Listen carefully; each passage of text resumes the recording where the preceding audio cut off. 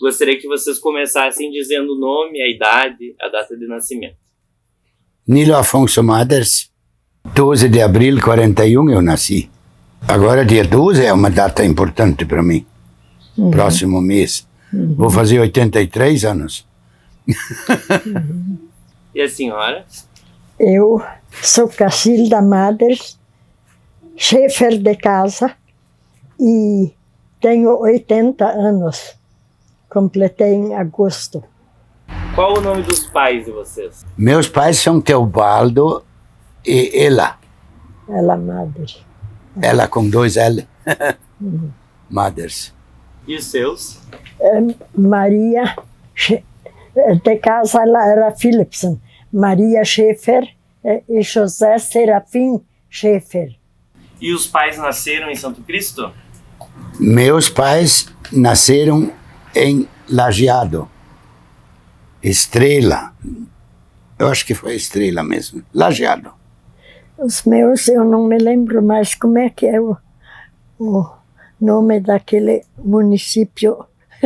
Tu também não vais saber onde nasceu a minha mãe. E o meu pai, eu não sei direito também. Perto de Porto Alegre, a senhora falou antes. Colônia Velha eles chamavam, Colônia Velha, eles diziam, lá ao redor de lá eles. E os avós, como que era o nome? Os avós era o Maders era, como é que era ainda? Eu não me lembro. Não era conheceu João? ele? Não? Não, eu não conheci mais eles, não. Ele já era falecido quando o senhor nasceu. É que ele já não veio mais para cá. Ele ficou lá em Estrela. E o meu pai, inclusive, veio como jovem ainda, né? Que ele veio para cá. A mãe também, né? Vieram no mesmo grupo, dá para dizer, para se instalar ali numa comunidade do interior, linha Rolador, né? Eles se instalaram. As famílias Schreiner e Maders. Mas os seus pais vieram sozinhos? Eles vieram, como é que eu vou dizer? Eles vieram numa caravana. Mas sem familiares, tios, primos, os pais ficaram lá. Só um tio ficou lá, Pedro Maders. Os outros Maders vieram para cá tudo. Os Schreiner veio toda a família, né? A família da mãe, né? Da minha mãe. E o seu avô materno, do Schreiner, o senhor lembra o nome dele? Não me lembro. Francisco? Ah, sim, era o Francisco Schreiner. Francisco e Josefina Schreiner. Esse faleceu aqui. Sim. Sim, eles Eles aqui. faleceram aqui. E os seus avós paternos, o senhor não teve muito contato porque eles ficaram lá. Não lembra deles? Os Maders, né? Não sei, eu acho que não. A tua avó, ela não vivia ali? Ah, sim, vivia lá na tia Hilda, como é que era o nome dela ainda?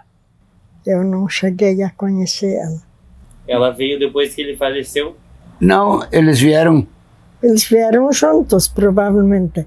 Ele teve também. Eu acho que ele... Eu devia pegar esta história da família Maders. Ali consta tudo. Desde o tempo que saíram da Alemanha, né? Mas a gente é muito esquecido nessas coisas. Foi feita uma pesquisa da família. É. E os seus avós, dona Cacilda? Os meus avós, então, era o Jacob Schaefer e a Magdalena Ela era Henkes de casa e daí ela casou com Jacob Schäfer. Esses são os avós paternos. Paternos. E os avós maternos? Os maternos eram a Gertrudes Johann e o Pedro Philipsen. Philipsen é parente do prefeito? Claro, sou prima do prefeito. E os seus avós, eles vieram para cá também? Sim, eles vieram. Eu não me lembro de que cidade eles lá, mas eles também vieram assim, tipo, numa caravana, né? Como eu disse, aí eles tinham comprado bastante terra na linha larga e depois, então, o meu avô foi chamado para ser professor da linha divisa, o primeiro professor da comunidade lá. Uhum. O seu avô era professor? Sim. E ensinavam em alemão?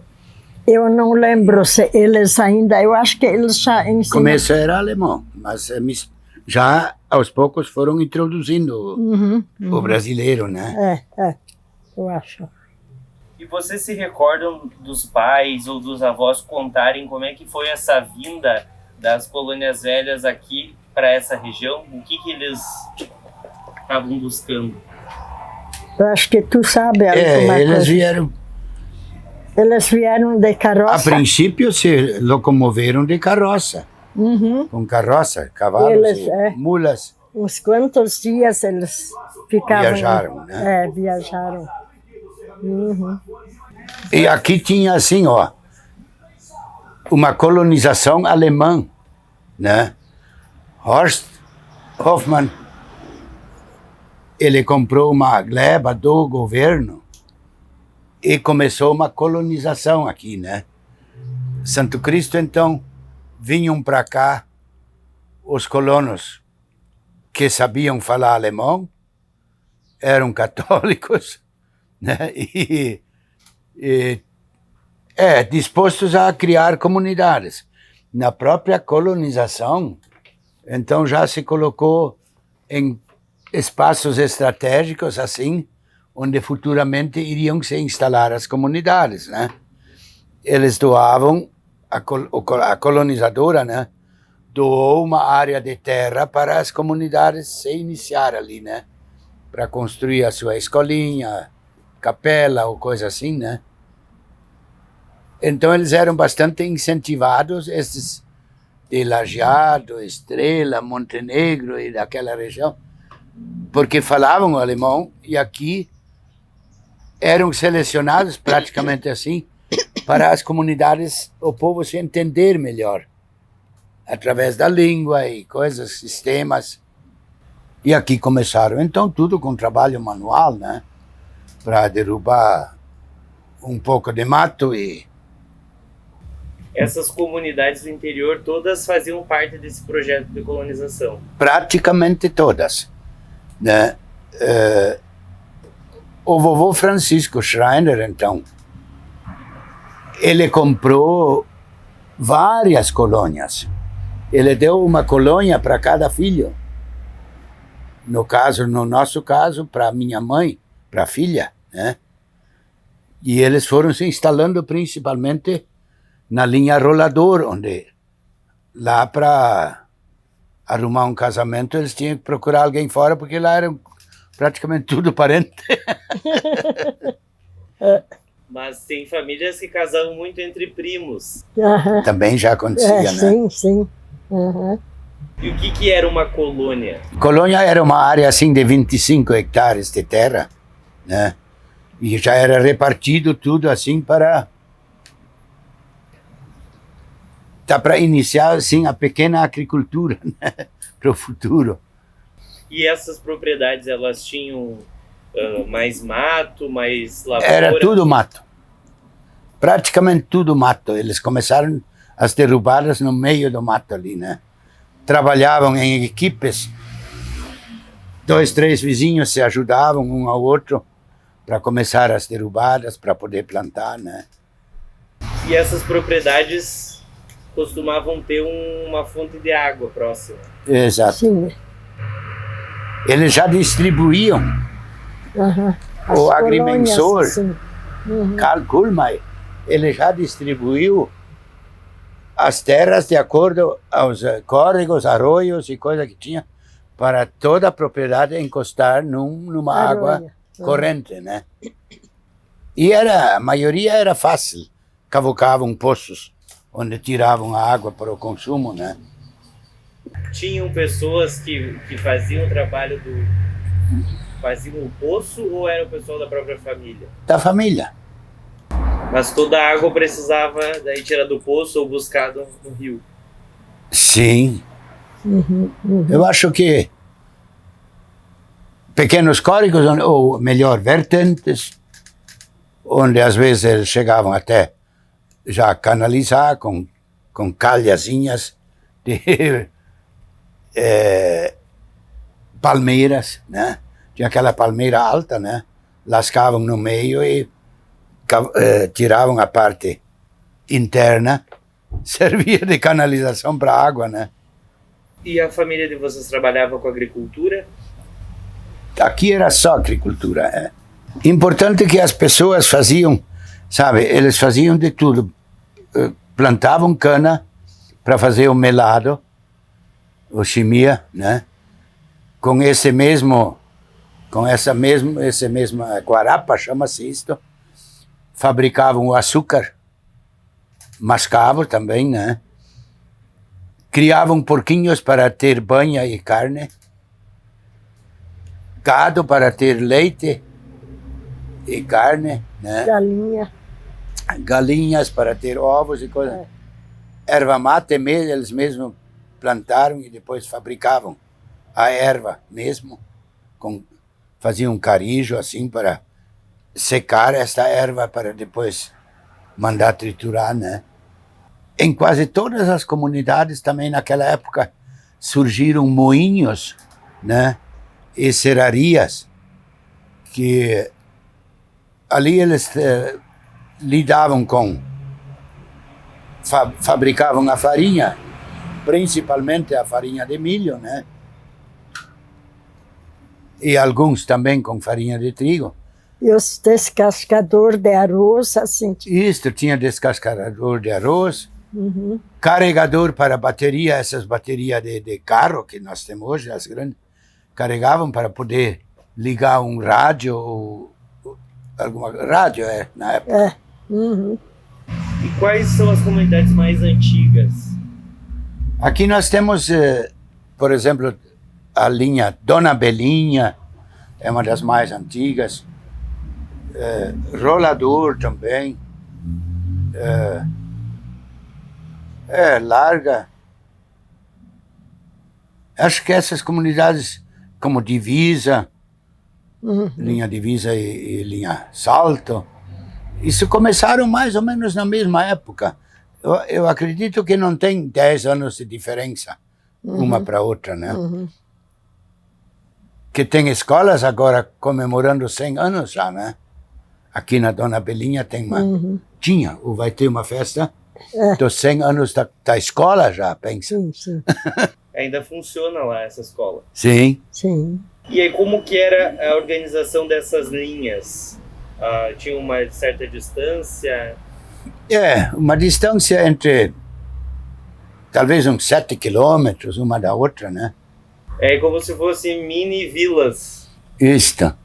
Cada uma tinha um comércio, um moinho. Bolichinho. Sim. Mas no começo, moinhos surgiram antes de que outro comércio. Esses bolichinhos, sabe, onde vendia produtos de primeira necessidade, surgiram mais tarde. No começo o pessoal tinha que vir aqui para a cidade, né? Vinham a pé ou a cavalo, né? E o que o senhor se recorda da linha onde o senhor morava? Dos primeiros comércios e moinhos? Quem eram os proprietários? Sim. Tinha, vamos ver, tinha duas serrarias. Uma era Weber, a outra era Collin, né? Otto Francisco Collin tinha serraria, era nosso vizinho. Moinhos tinha o Sim. Inácio Pool Por- e outro, Jacó não, o pai do Jacó era o Weber. Vovô Carlos Weber. É. Tinha moinho. Comércio. Comércio, a nossa comunidade lá sempre foi fraca. Tinha só mais tarde que surgiram. Eles vinham até aqui em cima no Estradão para o comércio. Tinha uma cooperativa. Do Otto Tregmiller. O Otto Tregmiller. Era o primeiro comerciante, e muitos anos foi comerciante. E da sua linha, eram outras famílias? Sim, sim. Quem que a senhora lembra, assim? Lá já tinha comércio. Lá tinha comércio. O Otto Braun tinha o comércio. Era um comércio bastante grande, regional. assim. Compravam suínos e coisas em toda essa nossa região. Sim. Daí os da redondeza das linhas também vinham lá no comércio do seu Otto Braun. Ele era cunhado do Otto Tregmiller, né? Que tinha ali na Rolador. Eles eram cunhados. Um tinha ali na Rolador, então, e o outro na linha divisa. Esses tinham comércio forte. Sim, Já naquela época já trabalhavam com caminhão, né? com caminhão. Depois da carroça veio o caminhão já. O primeiro, eu acho que era antes dele, ainda era o Steff. O Steff, como é que é o nome do velho? Steff, não sei se não era Pedro, era um Stephen. Eles depois se mudaram para Santa Rosa. Esse Stephen era o Stephen primeiro, depois era o Otto Braun. E tinha moinho na sua linha, serraria? Não, na minha linha não tinha moinho. Que eu me lembro, tinha... A comunidade dela lá era bastante mais desenvolvida que a nossa. Tinha Igreja. Oficina mecânica, igreja, escola. Tinha serraria. Serrarias tinha duas. Né? E assim, comércio forte. Isso desse tempo que eu me recordo, né? Sim, sim. A serraria era de quais famílias? Quais famílias? A serraria. Era a Kilser e a outra... E a Holz? A do Mário Holz? Mas essa surgiu depois, mais tarde. Pois é, mas... Sim, o Mário Holz e o Kilser. A do Kilser era já mais antiga. E a oficina mecânica? Era do Simon Dilschneider. Simon Dilschneider. Ele é alemão-russo. E tinha outras selaria, ferraria, essas coisas? Açougue tinha. Ferraria. Aquela do Dilschneider não era meio uma ferraria? No começo. No começo era ferraria. E depois, então... Na medida que foram surgindo automóveis, daí meio transformaram em oficina. Mas em outros lugares aqui, quando começou aqui era a sede da... Sim. O que tinha aqui das primeiras comércio, assim, que vocês se recordam quando vinham para cá? Aqui já tinha outras coisas? Sim, tinha um moinho grande que já fazia farinha de trigo. Era o Riedel. Da família Riedel. Tinha comércios maiores já. O Kiel, Edmundo Kiel tinha um comércio grande, é um dos mais antigos, né?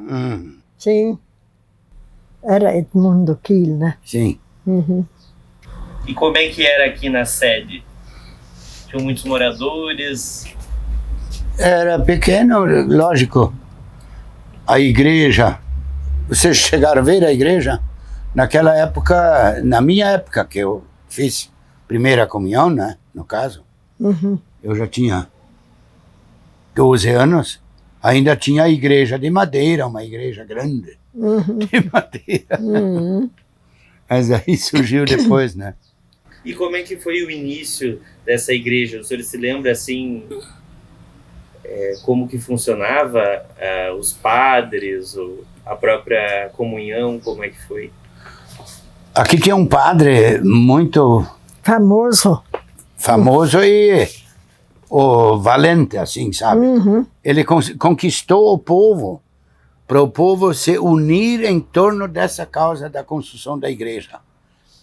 Basta dizer que lá na minha comunidade, em Rolador, eles pegaram quase toda a areia para todo o alicerce da igreja, né?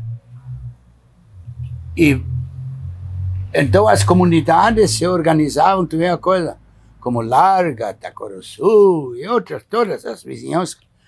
Para eles era um piquenique, eles vinham de manhã com umas 15, 20 carroças. Iam lá no Rolador baixo para trazer areia para cá. Pensa. Lá do Rio Santo Cristo, né? E lá o serador de lá, ele construiu tipo um vagão, né? Com frestinhas para escorrer a água da areia. E botaram paus compridos, tipo desse eucalipto, no meio do arroio. E de lá eles enchiam aquele caixão enorme e puxavam para fora por cima aquelas vigas, né? Com 2, 3 juntas de boi. E lá em cima eles carregavam nas carroças. Areia. Para nós era uma alegria, eu era uma criança. Olhava. Vinham das outras comunidades e simplesmente faziam piquenique lá. Faziam galinhada ou assavam uma carne. E era divertido, sabe? Naquela época, eu acho que ninguém pensava muito em dinheiro, né? Ninguém era Eles queriam ajudar para a igreja, né? Cada morador, não sei quanta areia eles tinham que trazer, mas cada morador tinha que fornecer 1 metro de pedra brita. Pedra brita, tu já pensou? E quem fazia essa pedra brita? Eu ajudei a fazer pedra brita para essa igreja. Então os meus irmãos mais velhos, né? Nós tínhamos um mato de árvores frutíferas, principalmente laranjeiras. Eles descarregavam as pedras lá e nós, pedra ciclópica, 3 guris, nós éramos os pequenos, né? Com um martelo grande, nós quebrava aquelas pedras para fazer pedra brita para o alicerce dessa igreja. A muque foi feita essa pedra brita, né? Tinha os irmãos maiores fizeram a metragem ali, né? Porque nós tinha que casais, por exemplo, que eram novos, ou outros que nem tinham pedra nas roças. E daí nós quebrava pedra até para os outros, para os vizinhos. Eles fizeram uma caixa onde cabia 1 metro e quando estava cheio eles traziam de carroça para fora, né? Imagino só, pelo tamanho da igreja não foi pouca pedra. Meu Deus do céu! Eu não sei quanto tempo nós ajudamos a quebrar pedra. Mas aí tu vê, desse gurizinho pequeno até os vovôs de idade, todo mundo estava empenhado na igreja. Todo mundo se empenhou e ajudou. E o senhor falou no padre, quem era ele? O padre Adolfo Galas. Tem um busto lá no lado da igreja, né? Tem um busto do padre Galas. Ele foi muito famoso em toda a região, né? Ele era um homem simples, trabalhador e muito legal ele, né? E ele tinha um jeitão para conquistar as pessoas que é tudo numa boa amizade. E ele que idealizou esse projeto. Isso. Os pedreiros para fazer essa igreja vieram, não sei, do Taquari, mas vieram de fora. Eram os Bender? Não. Os Bender, aqui na outra comunidade, Linha Vênus, foram fabricados os tijolos para essa igreja. A família Bender instalou ali uma cerâmica para fabricavam tijolos só para a igreja e dele, né? Imagina quantos tijolos para construir isso, né? Uhum. A areia foi trazida lá do rolador, né, de graça. Os tijolos aqui da Vênus e os construtores, o Urnau, como é que era o nome do vovô Urnau? Eu agora também não me lembro. Mas eles vieram de fora. Uhum. Não sei se não era Teutônia ou daqueles lados, né? É. Não tenho certeza. O Cláudio Dill e o vovô Urnau foram os idealizadores, né? Os executores da obra, né? Foram contratados engenheiros, arquitetos? Sim. E a comunidade que botou a mão na massa. Isso. Uhum. Sim, sim. Mas, então tu já pensou a festa que deu quando foi lançada a pedra angular? A curiosidade do povo, lançamento da pedra angular da igreja, da nova igreja matriz, né? Uhum. Este povo participava das festas, então isso não ficava ninguém em casa. Diz que enchia a igreja. Bom, a igreja velha, então, né? Porque a pedra angular era lançada quando estava o alicerce pronto. Uhum.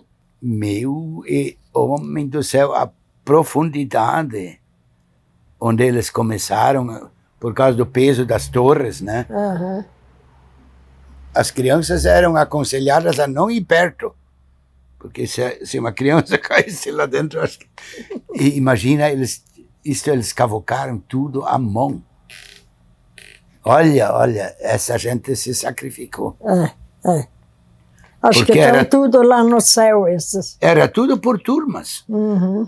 As comunidades eram assim organizadas. Quando a turma tal, então vinham todos daquela comunidade, a turma tal, né? Uhum. Já pelo fato de eles organizar o almoço para eles e se entender entre eles, né? Mas isso é um fato histórico que mobilizou toda a comunidade. Sim. Basicamente, todas as famílias contribuíram de alguma forma? Sim. Sim. Uhum. Como é que era? Valor de um porco de 100 quilos por ano cada um tinha que dar. Eu não sei, isso eu acho que era por família, né? Eu acho. E a senhora também era criança quando estava acontecendo isso? Sim, eu também era criança.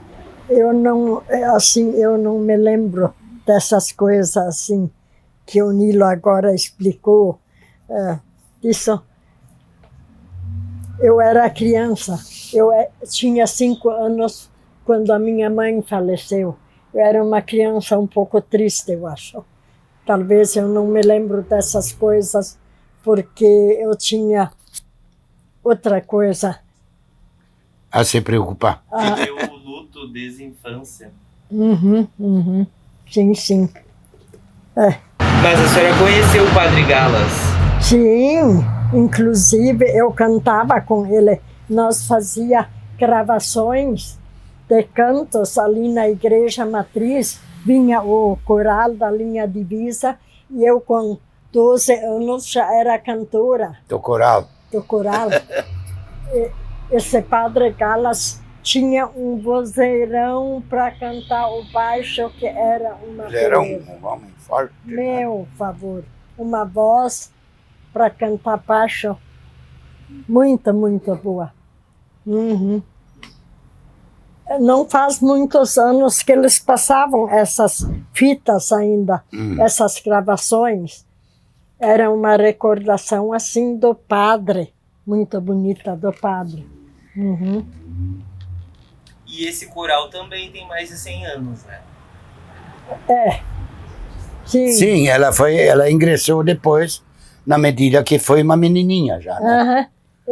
Quando eu fui o último dia na escola lá do 1º grau, né? Aí o professor escolheu, ele disse assim, vocês vêm para um ensaio. O professor também era o dirigente do canto, né? Sim, E quase todos os professores naquela época dirigiam o canto na comunidade também. Na nossa comunidade também. Na nossa igreja nós já tinha o coro, lá onde nós subia no coro, lá em cima. Não era assim na igreja, onde era o coro. Como tem na matriz, ali também tem um coro. Isto é um lugar onde os cantores iam. E tinham pessoas que tocavam instrumentos também? Sempre. Sim, o nosso professor tinha um harmônio.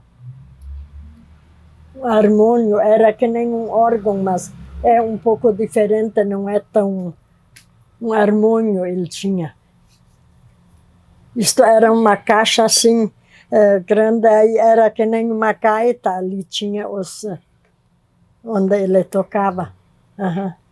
Quem era o professor? O Júlio Bot.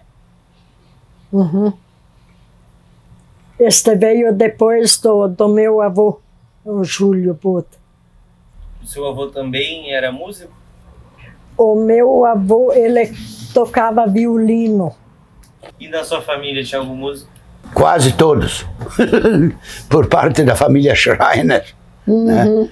Então, no Rolador, a comunidade lá começou com o meu tio, foi o primeiro professor da comunidade.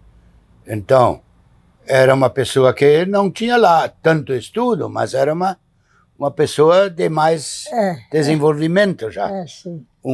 Tocava bem violino, né? E a comunidade então construiu uma escola de madeira, mais uma casa para o professor, e ele começou a trabalhar lá. O segundo professor lá, então, fui eu. Quer dizer que comecei com meu tio e depois eu substituí ele na direção do colégio. Daí já sempre tinha mais professores. Quando eu comecei a trabalhar, era o velho professor mais eu, os dois. E chegava a ter mais de 100 alunos, pensa. Então, era uma comunidade progressista. Nova, onde todos os casais eram novos, né? Famílias grandes.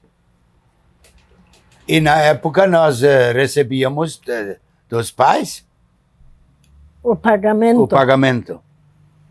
Eu tinha primeiro e segundo ano do primário e o tio, então, terceiro, quarto e quinto ano. Referente aos alunos, nós recebíamos. Por exemplo, quem tinha um aluno pagava tanto, quem tinha dois já pagava para o segundo um pouco menos. E assim, porque tinha famílias que tinham 4 crianças na escola, então, para não penalizar demais. Então, o salário, o velho professor me pagava mais ou menos com aquilo que correspondia aos meus alunos, né? Só bem depois nós passamos a receber da prefeitura uma parte, né, do município.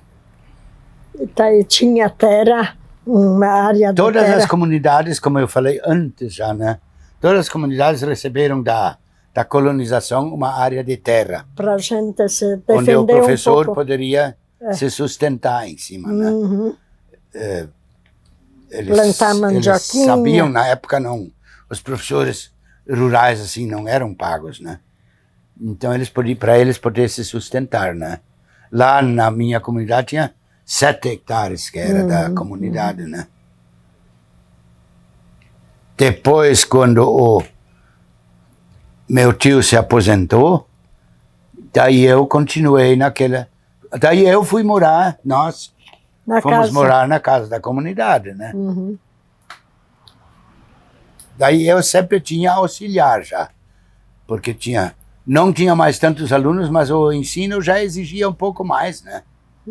Então tinha sempre, pelo menos um auxiliar tinha, né? E quem era o seu tio?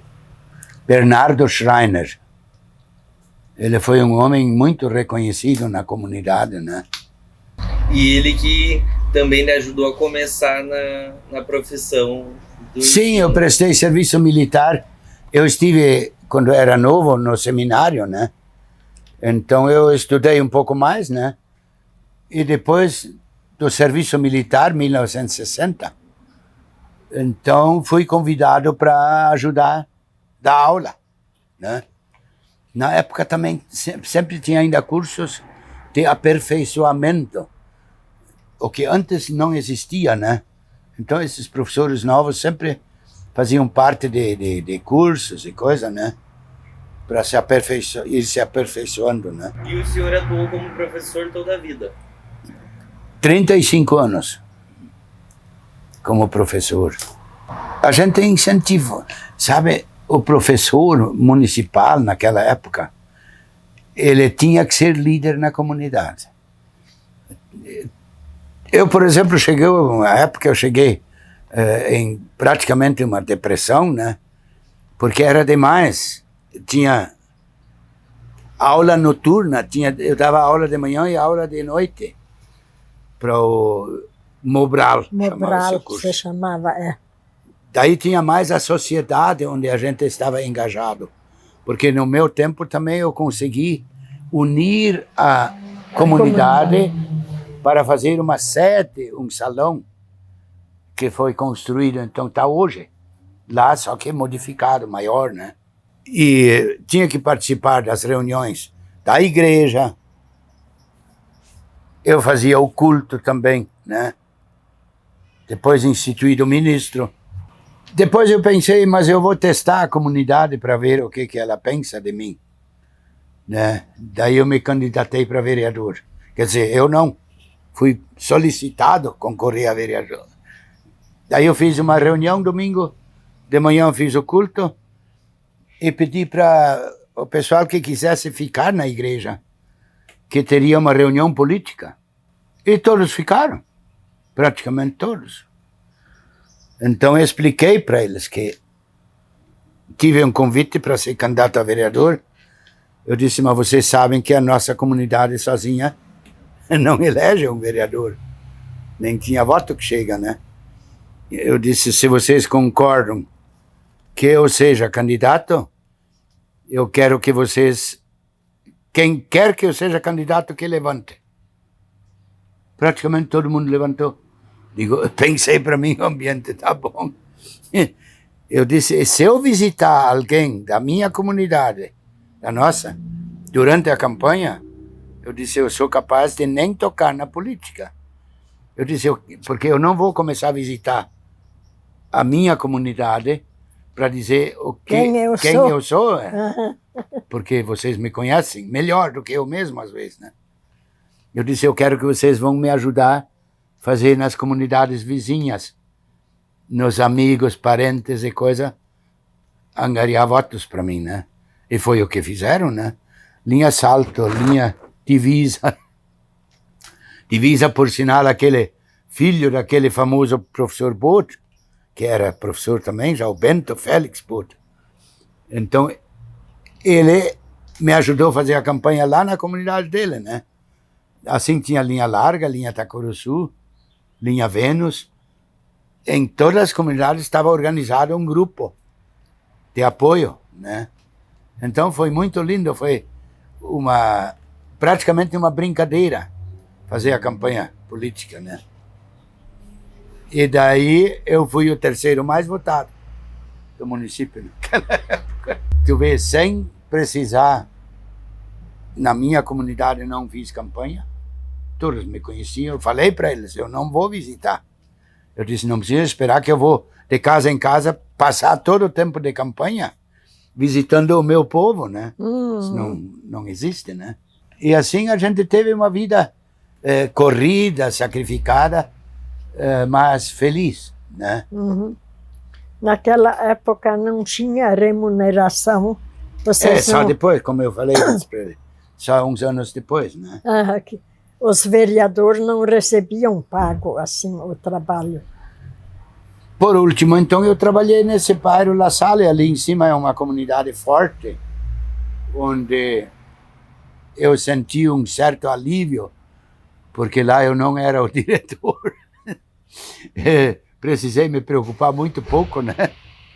Daí eu senti a diferença dos professores da comunidade do interior comparado com os da cidade, né? Eu preparava bem minha aula, ia lá no colégio da aula, depois podia voltar sem me preocupar. Era muito diferente. Do que dirigir uma comunidade, né? E essa comunidade ali é forte, agora deve ter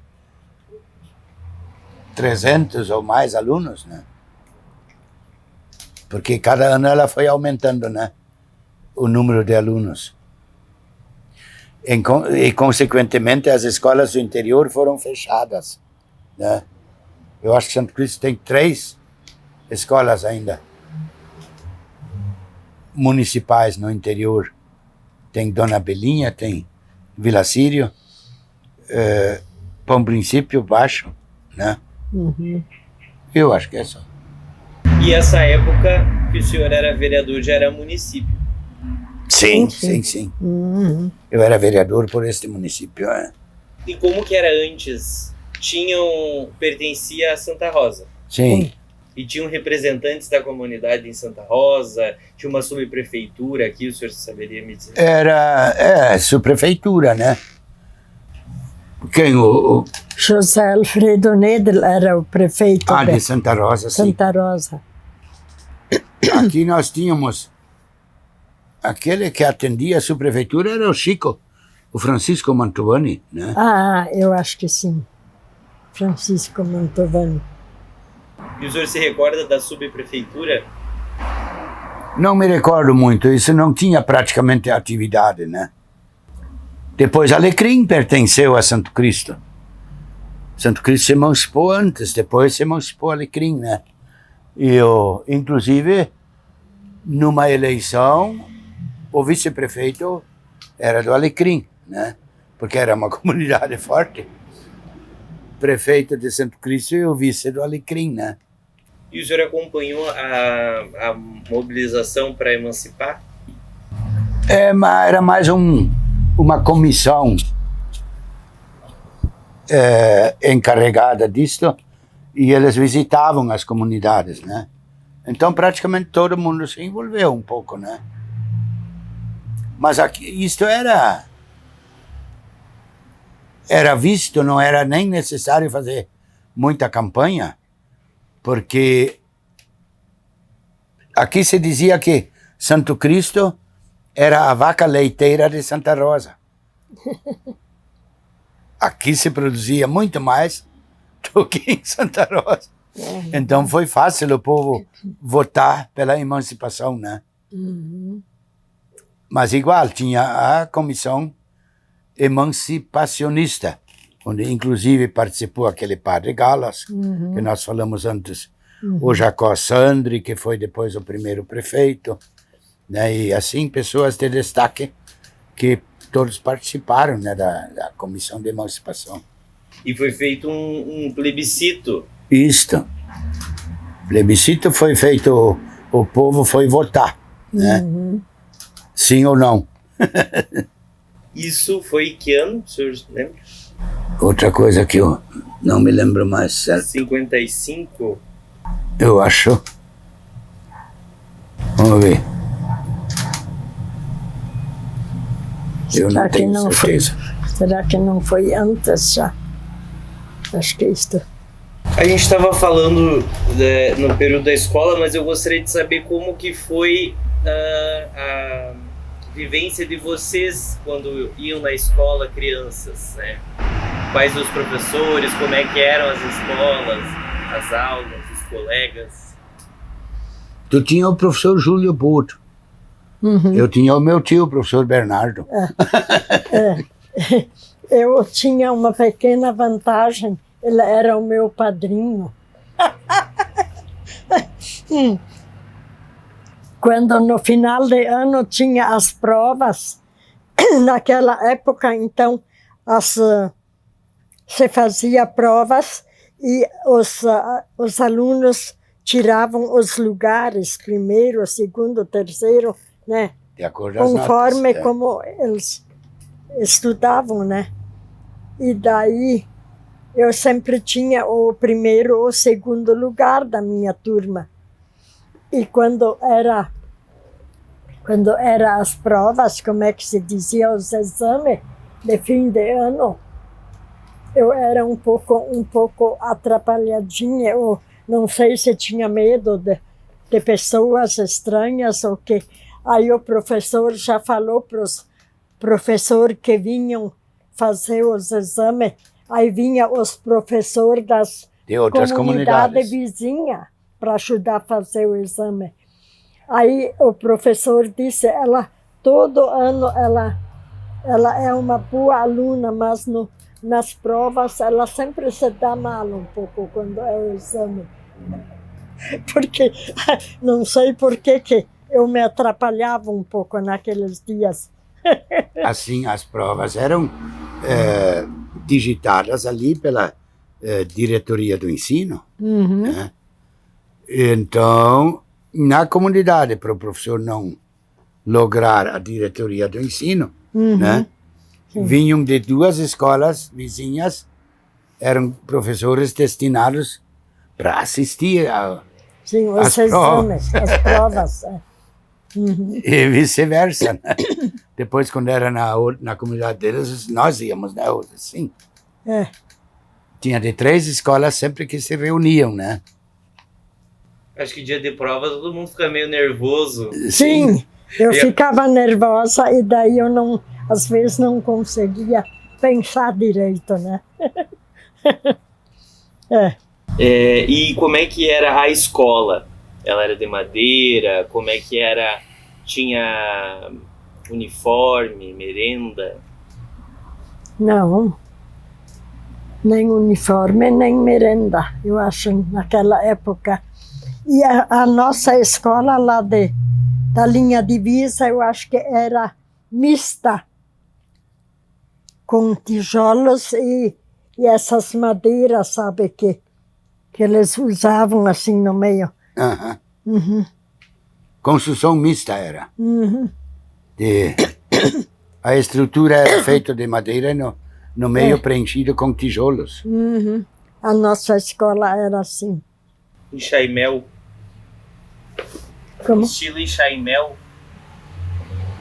Não sei como é que chamava aquilo. É a arquitetura das vigas que tá aparecendo? Eu conheço como enxaimel. Pode ser. Sim. Eu não sei exatamente como é que... É bem característico alemão isso. Alemão, né? bem alemão. E tinham outros prédios que eram assim, as casas das pessoas, também era nesse estilo de construção? No começo não, mas mais tarde. Eu acho que não. O Rorador tinha umas quantas assim. Que nem a casa da comunidade. Depois, sim, né? sim. O tio Emílio e todos eles tinham casas assim. Eu não me lembro. Ausgemauert, Se na dizem em divisa, alemão, eu né? não lembro assim de outras casas que eram assim. Mas Até a do era meu de pai madeira. era assim. Mas eram de madeira. Tu não te recorda? Até a casa do meu pai era assim. Sim, e a casa de comércio lá do seu Otto Brown. era assim, mista. Essas construções ainda existem? Sim, Algumas existem. essa do Otto Braun na linha divisa ainda existe. É uma construção grande, numa esquina, onde, aquela época que nós comentamos antes, eles recolhiam porcos, tinha chiqueirão nos fundos, onde eles classificavam os porcos para levar adiante. E dos filhos, nenhum, ele tinha uma família mais ou menos grande, né? Nenhum assumiu aquele comércio. Está quase em ruína, aquela construção. Pois é. Claro, esse um filho mora lá, o mais velho dos filhos homem.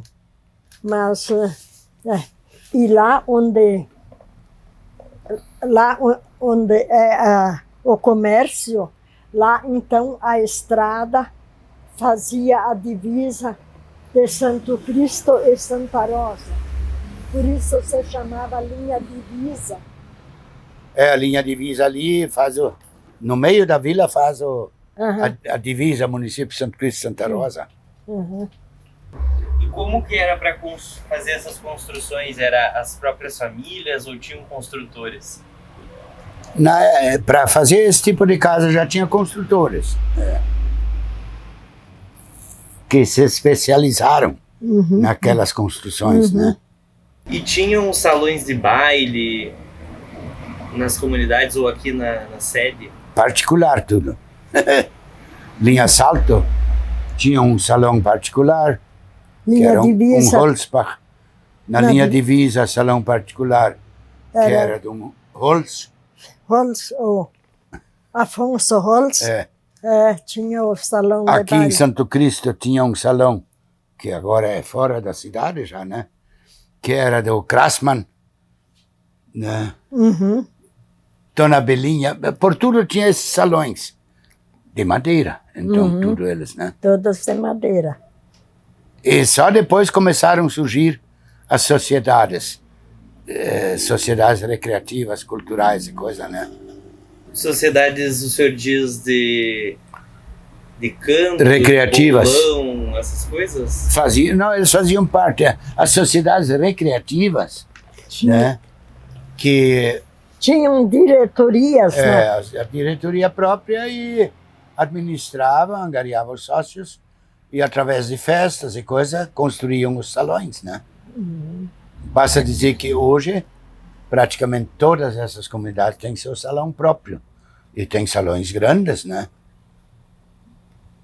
E hoje ainda são administrados por uma diretoria separada só para essa sociedade, né?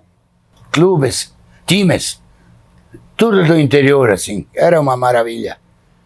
Agora, a juventude não fica mais na colônia, vem para fora, estudam e já pegam Ficam um emprego, na cidade. outro emprego. Nesses salões eram onde se realizavam os eventos. Sim, Quais eventos eram os mais tradicionais? mais tradicionais eram as festas das comunidades, né? E casamentos, e às vezes um aniversário, uma coisa maior, assim, né? Às vezes a comunidade religiosa fazia uma festa e essa festa se realizava no salão da sociedade, então, no caso, né? Porque as igrejas, as capelinhas, todas elas tinham a sua diretoria própria também, né? E naquela época já se realizava o Kerb. Esse sim. Kerb. Ah, sim, sim. Isto os alemães trouxeram da... Isto quase sumiu, hoje em dia não se escuta Sim, quase. sim. Sim, Mas tinha naquela época era uma disputa nos bailes. a Kerb. garrafa de Kerb. Tinha uma garrafa enfeitada, toda enfeitada como uma dama. Era pendurada no meio do salão. Pendurada assim. E daí o pessoal Era o oferecia leilão. em cerveja. Leilão Quanto da garrafa. oferece? 50 garrafas de cerveja. 50, 100 às vezes. Ia para 200 garrafas de cerveja. Para ter a honra de tirar ela de lá e dançar com aquela... Né? A garrafa de Kerb era tradicional. Hoje em dia nem se faz mais. Não. E os Kerb era assim, o pessoal, sem ser convidado, eles iam nos parentes que moravam em tal lugar onde Iam eram passear. os Kerb, iam lá naquele dia e lá saía festa, então. Era um pouco assim, a gente nunca sabia quem vinha, se vinha muitos ou se vinha poucos, né? No fim, essa tal de garrafa de Kerb virou uma concorrência. Aqui em Santo Cristo tinha a revenda da Brahma e lá no Rolador tinha a Serra Malte. Então eles ofereciam Brahma ou Serra Malte. Tantas Brahma, tantas Serra Malte, tantas Brahma. Os próprios cervejeiros ajudavam a incentivar o público. Mas qual que é a ideia do Kerb? O que se comemora? Na realidade, isto veio Essa ideia veio da Europa junto, né? É. Mais da Alemanha. Uhum. Então, o Kerp é a festa das comunidades onde as pessoas amigas se encontram, né? Uhum. Por isso, como ela disse, eles às vezes vinham de longe passear, sem saber, sem dar notícia. Uhum. Como é que naquela época não tinha telefone, não tinha essas coisas. Naquela época, de repente, só tinha escrever uma cartinha e essa podia chegar a 2 meses atrás, ou sei lá quanto tempo, não sabia quanto precisava. Não é como hoje em dia. Há 30 e poucos anos atrás, quando a nossa filha foi para a Alemanha, daí os primeiros tempos eu pensava assim, meu Deus, será que ela ainda vive? Será onde que ela está? E era difícil isto, né? E para esperar uma carta demorava também. E agora é tudo prático, a gente pode se enxergar, a gente fala na hora, né? Tudo tão prático hoje em dia. Faz 33 anos que ela está em Berlim, na Alemanha, Sim. Uhum. a nossa filha. É. Uma das filhas. Uhum. Legal. Já estive em Berlim, É, Ah, é? Uhum. visitando. Tem parentes lá? Não, eu morei em Portugal um tempo. Aí eu Ah, viajei, visitei em Berlim, eu estive lá. uhum. Mas legal, isso tudo é um legado da origem alemã, né? O Uhum. Kerb. esse sim. Sim, sim. Uhum. E falando sobre essas heranças culturais alemãs, o que mais, assim, das comidas, da gastronomia que caracteriza bastante o alemão? Da comida, mãe, isto é contigo. Já, meu Deus. E os pratos que a sua mãe e a sua avó faziam, bem típicos.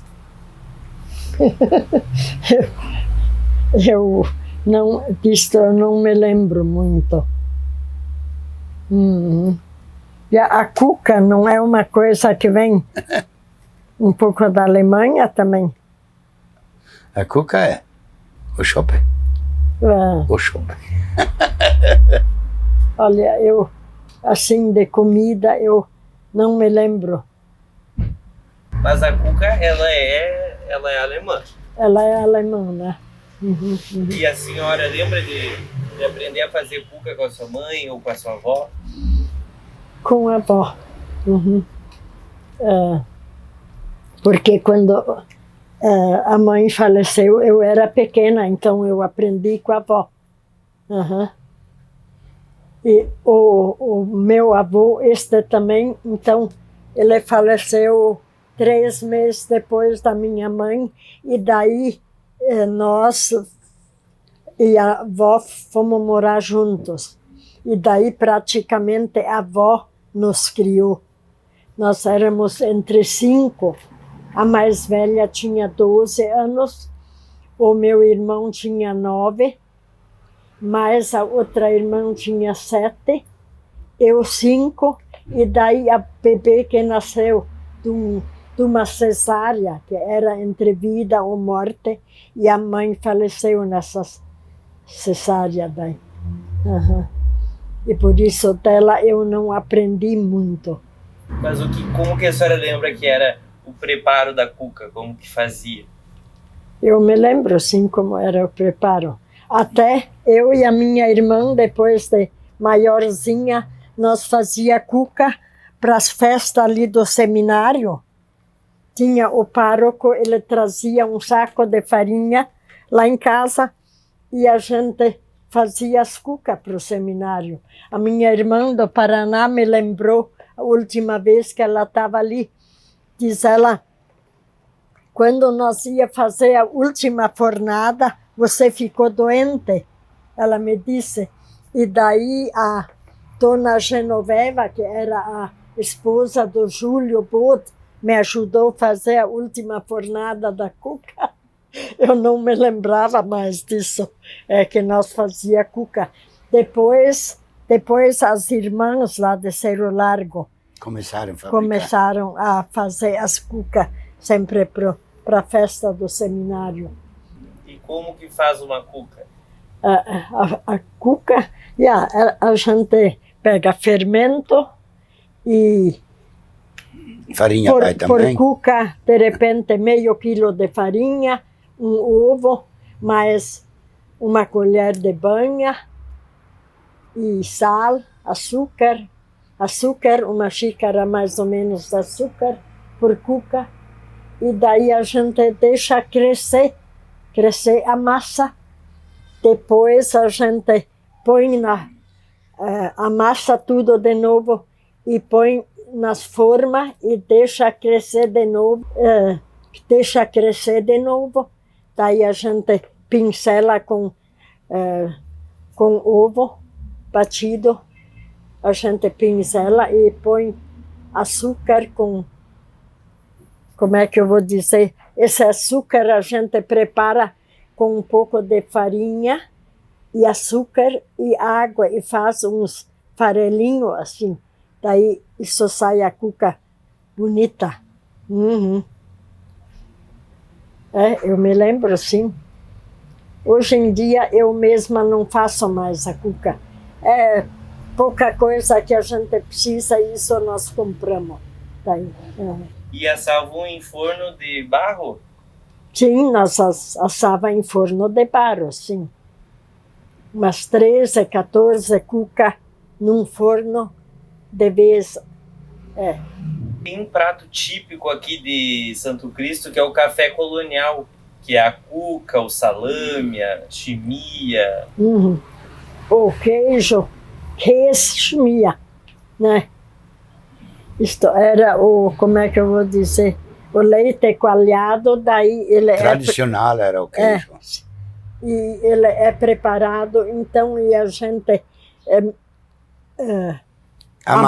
amassa ele e mistura um pouco de sal e nata, um pouquinho de leite, e faz uma chimia para pôr em cima do pão. Esse chimia era tradicional alemão, eu acho. E as chimias, elas eram feitas do que geralmente? E a chimia era... Ela fabrica hoje ainda essas. Uhum, era, bom, a chimia de melado, a gente... Eu uso mamão, batata doce, o que mais, Nilo? Abóbora.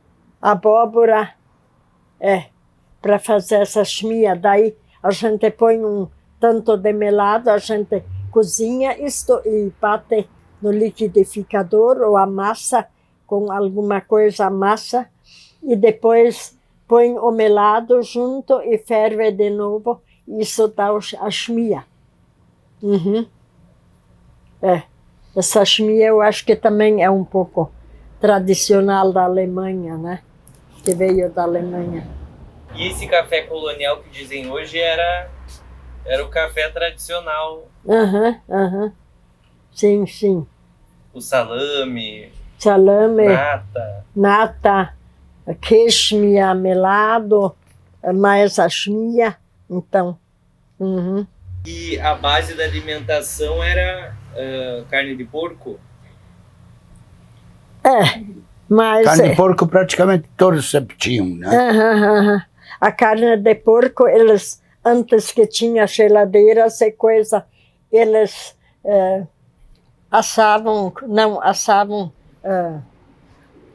preparavam na banha, que era do E era porco, guardado em latas com a banha.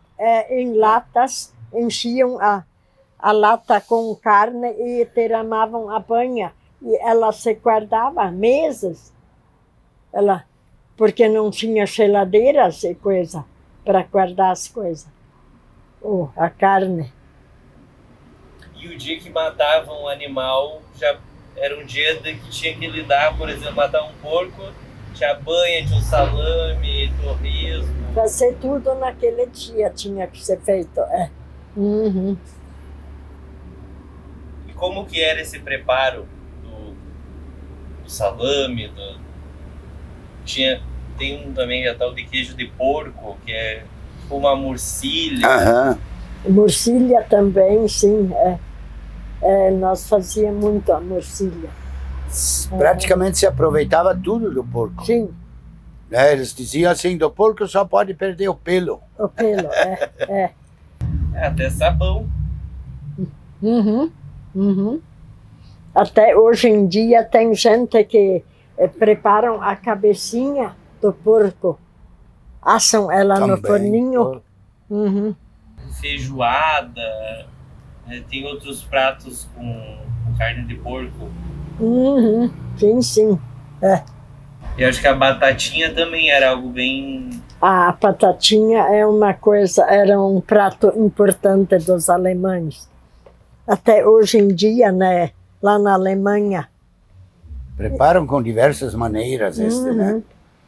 Assim, normalmente eles cozinham a batatinha com a casca e põem no prato em cima da mesa e a pessoa, então, quando pega uma batatinha com o garfo e descasca ela e pica ela um pouco e come junto com a outra comida, com a carne normalmente, né? E salada de maionese faziam? Até hoje. Sim, isto quando começou eu não sei, mas não terminou ainda. Isso nós fazemos hoje ainda, cada domingo. Cada domingo é um churrasquinho e uma maionese. E Santo Cristo é a terra do suíno e do leite. Uhum, É. uhum. Isso desde de antigamente, né? Aham. A Desde, produção de suíno foi sempre forte aqui em Santo Cristo. Desde que eu era criança. pelo Eram menos. chiqueiradas e chiqueiradas. Não era assim como hoje as granjas, né? Mas cada colono tinha um chiqueiro, então, onde criava um porco a reviria. Uhum. Eles eram geralmente criados em chiqueiros, não soltos. A maioria tinha um curral também. Um curral onde largava as porcas, cachaço, elas criavam ali os seus leitãozinhos, porque lá podia jogar milho em espiga, assim, podia Mandioca, jogar raiz de mandioca. os pés inteiros, jogar cana de açúcar, jogava tudo assim, os porcos se viravam. E depois, quando queria engordar para vender, selecionava os maiores, botava ali sim, era enchiqueirado num chiqueiro. Então se fazia mais, era lavagem, cozinhava soja. Abóbora. Aí botava, até inhame nós botava, né? Não sei se conhecem. O inhame nós cozinhava para os porcos também. Mas... Daí a lida que tinha que fazer em casa era, além da agricultura, tratar os bichos. E era manual tudo. Uhum. Limpar a casa. Sim, sim. Quase todos tinham uma moenda de cana para moer a cana, para fazer o próprio melado e coisa, né? O açúcar mascavo. Rapadura, Sim, eu me recordo que nós tacho. fazíamos uma tachada de rapadura, depois guardava numa caixa de madeira e colocava palha de milho entre as camadas. Podia guardar o ano inteiro. Quando faziam essas coisas, já faziam um monte para estocar. Para todo o ano, Claro. né? E cerveja também faziam? Sim, faziam cerveja. Eu me lembro, como é que chamavam essas? Spritzbier. Spritzbier. Mas tinha, muitos não entendiam, então não usavam o fermento direito. Então, Estouravam as um pegava para abrir, o outro já estava com o balde ali para recolher. Aquilo não deu muito certo. Sim, mas faziam cerveja, faziam. Vinho, sim, vinho a maioria fazia, né?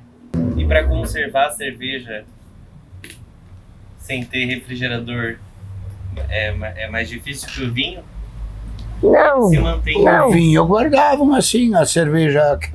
A cerveja, ela era... Tinha esses aparelhinhos que eles fechavam as garrafas com Sim. a tampinha e ela...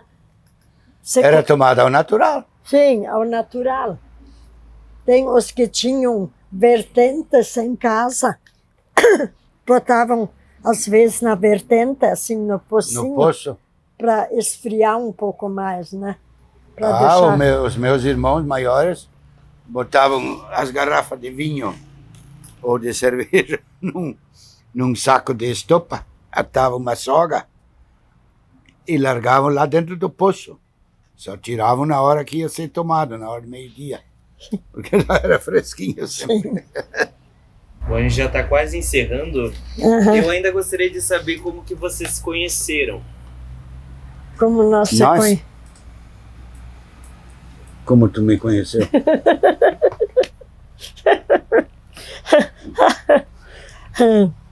Eu acho que Nos bailes? Ou no futebol? num xarap, num Ou matiné. matiné? Num matiné eu conheci ele. Claro, eu tinha visto ele uma vez antes, quando um grupo de meninas sentados no potreiro, assim na grama, e ele passou de bicicleta. E eu era um pouco assim, Eu ia para o mas quartel, então? igual marotinha um pouco. Daí uma vez ele olhou para trás, eu abanei rápido para ele. Mas depois foi num matiné que a gente... Mas na época eu tinha cabelo ainda e coisa, né? Era diferente. Mas tu começou cedo a perder o cabelo. Com 24 anos ele já começou a ficar carequinha. Isso era de preocupação. E com que idade vocês se casaram? Tu tinha 23, não, 24 e eu... Não, 21. eu tinha 21 e ele 23. Quase completos, 24 e 22, mas nós ainda tinha eu 21 e ele 23. Uhum. E como é que era assim quando decidia casar? Tinha que pedir pros pais? Como que era isso? Eu até acho que o sogro disse, vocês não vão casar nunca, ou como é que foi? Não. Eu também, isso não me lembro, Nilo. Tu devia te lembrar. Eu não sei como é que foi. Mas o dia do casamento? Hã? Como foi o dia do casamento? O dia do O casamento. dia do casamento foi na casa dela. Uhum. Geralmente se fazia o casamento na casa da noiva, Aham, né? sim. E nós não fizemos festa grande. Foi pouca gente, né? Não, mas os teus irmãos todos com as famílias, já deu um monte. Sim, mas eu achei que nós ia lotar um salão. Não, naquela vez a gente ainda não fazia no salão. Então eu convidei o diretor do ensino, Ah, sim, Albano Emílio Jung. já que ele Ele, era professor. além de ser diretor do ensino, era meu amigo particular, né, esse senhor. Então, ele e a mulher, eu convidei ele Pro casamento. para o casamento e ele nos levou Para casa. para também. casa de noite, Uhum, da divisa para o rolador. uhum, sim. Era durante o dia, o casamento na À igreja? tardinha. À tardinha, era de Sábado, noite. à tardinha. Sábado à tardinha era. Aham. Geralmente os casamentos, antes, os casamentos geralmente eram numa terça-feira. Terça-feira, é de dia. Mas na nossa época já era em sábados. E o casamento na igreja? Foi na igreja da comunidade? Sim. Não, foi ali em Santo Cristo. Foi na matriz. Nós casamos ali na matriz. A gente de manhã veio de carrocinha, com a carrocinha de cavalos lá do teu pai. Viemos para nos confessar. Tinha que confessar. Uhum. E daí de tarde, o Otto Braun, que também era o nosso comerciante, ele nos trouxe para a igreja para casar. Uhum. E como é que era assim a vestimenta do pessoal pro dia do casamento? A própria roupa da noiva, do noivo, dos convidados? Até o homem usava terno e a mulher O vestido branco. Vestido branco, comprido, né? E de véu e grinalda. Uhum. Assim, os convidados, isso era à vontade, como a pessoa queria se vestir. Isso. E ainda mais no interior não se exigia, assim, uma roupa própria. Mas quem que faziam as roupas? Como? Isto em cada comunidade tinha costureiras Sim, que sim. faziam, né? Até ela morava ali na cidade. Pois é, mas sim, na comunidade... Mas também tinha as costureiras na comunidade, sim. Mas aqui tinha, na cidade, tinha as que praticamente só trabalhavam nisto, né? Uhum. E quem fez as roupas de vocês? O seu vestido e o seu terno? O meu foi o rifle. E o meu foi a... Tinha um alfaiate aqui. Na época, eu acho que tinha uns 4 alfaiates aqui em Santo Cristo. Eu esqueci o nome da mulher que costurou meu vestido. Não me lembro mais. Eu lembro da mulher, mas não lembro do nome dela. O nome é um pouco mais difícil de lembrar. Sim. Quando a gente tem tempo, ela já é falecida e daí a gente, de repente, perde um pouco o... Mas a senhora comprou o tecido? Sim, comprei o tecido. Comprei o tecido, levei o tecido e depois fui experimentar o vestido para ver se ele realmente estava certo. Mas ali nesse alfaiate onde ele fez o terno para mim, diz que uns dias antes um cara do interior mandou fazer uma calça. E ele, quando experimentou a calça, ele botou ela virada. O reco atrás. Naquela época não tinha reco, era botão. Botão. Né? Então ele disse, assim a calça bonita serve bem. Só que agora o reco atrás, né? O botão atrás. O fecho. Fecho. Uhum. Daí diz o rifle este, então deixa a calça aqui, vem semana que vem, eu vou arrumar isto. Né? Diz ele, pode deixar, porque eu igual quando eu faço xixi, eu me viro sempre.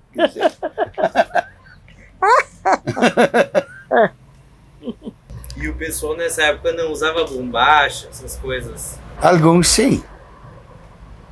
Mas só depois o CTG, Rancho da Amizade aqui de Santo Cristo, eu reorganizei. Quando numa época que eu trabalhava na prefeitura como assessor, e daí o então prefeito era todo tradicionalista também. Ele disse, tu podia te encarregar e reorganizar esse nosso CTG, que estava anos parado, né? Então, ele inclusive cedeu um galpão que ele tinha ali embaixo, onde hoje é a Lojas Quero Quero. Daí eu reorganizei uma equipe de funcionários da prefeitura, que eram todos meus amigos. Ajudaram, de passo firme, reorganizamos. E está bonito até hoje, funcionando. Bom, a gente já vai quase encerrando. Eu ainda gostaria de saber se na família de vocês, os pais ou avós, contavam sobre essa vinda da Alemanha para cá, para o Brasil. A tua mãe, eu acho que falava bastante disto. Já, eu me recordo um pouco. Quer dizer que eu tenho essa história guardada ali, né? Mas isto é uma história completa, assim, da vinda deles, né? Não. O que eu agora me lembrei foi da vinda ali quando eles já estavam no Brasil. De Lajeado para cá. É. Não, mas da Alemanha, Ele e uma irmã, né? Então eles vieram para cá no... Como é que mãe? Num navio, né? Sim, lógico. E eles morreram, os pais morreram. Os pais deles morreram no navio. A menina foi parar no Rio de Janeiro e ele veio para o sul. Uma família que trouxe ele junto para o sul. E por ali ele praticamente estava sozinho, né? Um menino, né? Um menino foi acolhido então por essa família e começou por ali se desenvolveu toda a família, né? A grande família Mathers surgiu dali. E ele nunca mais soube ou chegou a ver a irmã dele, que era menor ainda, né? Que uma outra família adotou ela, né? Sim, porque os pais faleceram ali. Porque os navios, o vento tocava eles para cá, para lá. No fim, o tempo foi passando, eles... No fim, deu doença em cima do... e até de repente não se sabe se comida eles tinham suficiente para tanto tempo.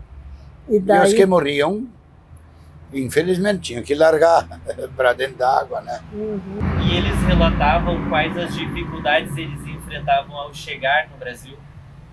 Sim.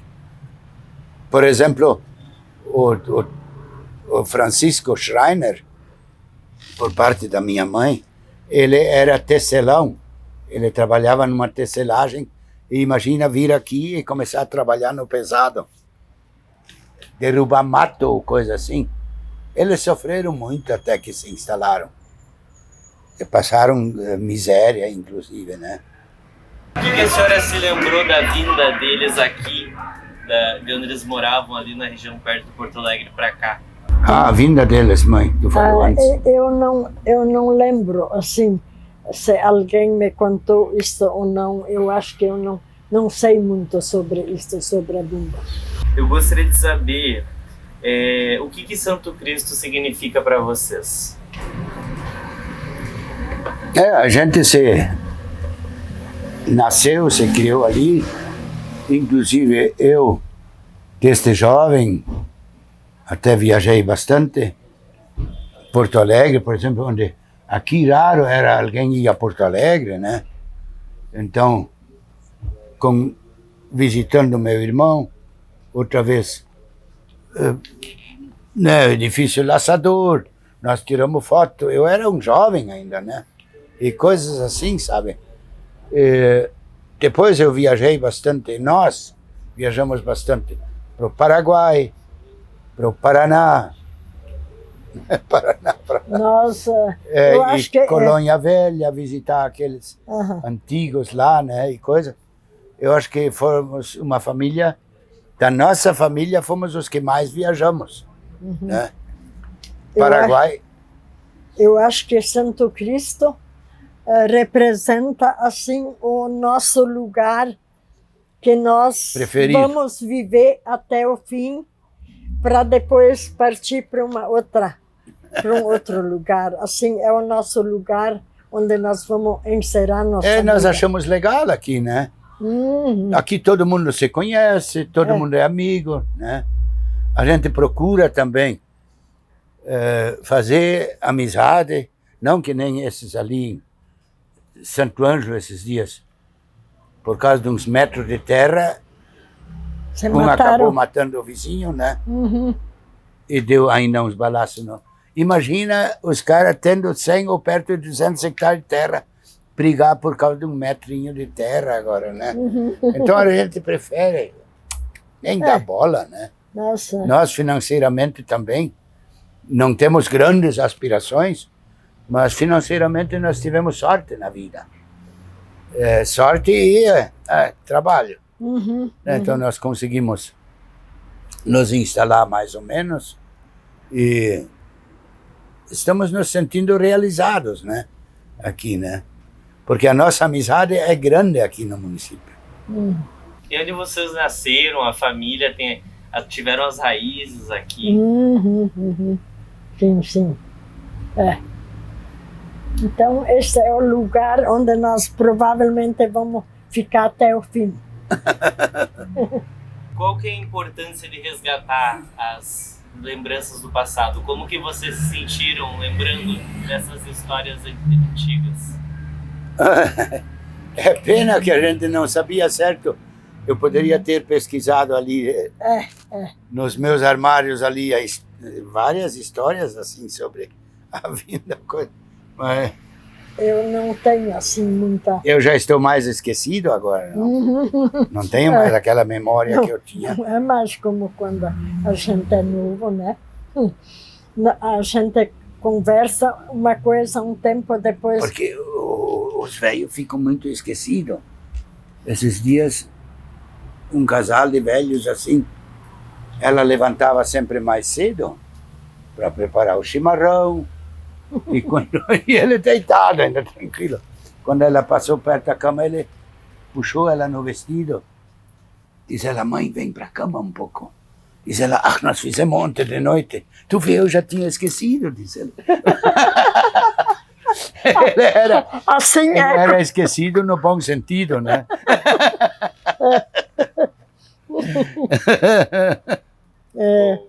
Para a gente encerrar, vocês gostariam de deixar uma mensagem final para os netos, para a família, os bisnetos que vão vir, que vão poder ver esse vídeo? O que nós poderíamos deixar dizer?